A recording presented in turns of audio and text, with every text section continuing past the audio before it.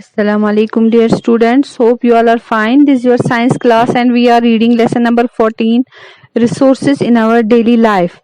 Today our topic is on page number 133 and is about non-renewable resources. So let us start our today's topic. Yesterday our topic was about renewable resources. वो resources वो जो कभी ख़त्म नहीं होते हैं या जो नेचुरली रिप्लेस होते हैं, लेकिन आज हमें पढ़ना है non renewable resources. Non renewable resources वो रिसोर्स होते हैं जो रिप्लेस नहीं हो सकते हैं या जिनको आपने इस्तेमाल किया वो फिर वापस नहीं आ सकते. ये रिसोर्सेज जो है ये लिमिटेड होते हैं और ये ख़त्म हो जाएंगे एक दिन जब हम इनका इसी तरह से इस्तेमाल करेंगे. इन रिसोर्सेज में नॉन रिन्यूएबल रिसोर्सेज में कोल है, पेट्रोलियम है और मिनरल्स है. ये रिसोर्सेज जो है इनको मिलियंस ऑफ ईयर्स लगते हैं बनने में.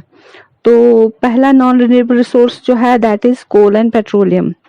हमें कोल और पेट्रोलियम ग्राउंड्स अंडरग्राउंड्स मिलता है.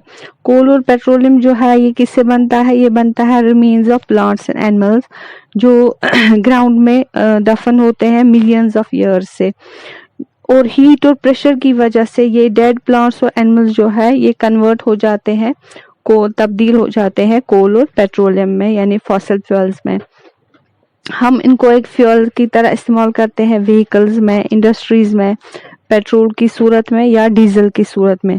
ये एक डोमेस्टिक फ्यूल के तौर भी इस्तेमाल होता है हमारे किचन में, जैसे केरोसिन है, गैस है जिस पे हम कुकिंग करते हैं.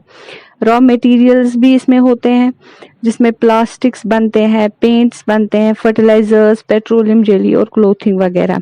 ये फ्यूल्स जो है इनको मिलियंस ऑफ ईयर्स लगते हैं बनने में, लेकिन रेट जिस पे वो हम इनको इस्तेमाल कर रहे हैं तो ये एक दिन ये बहुत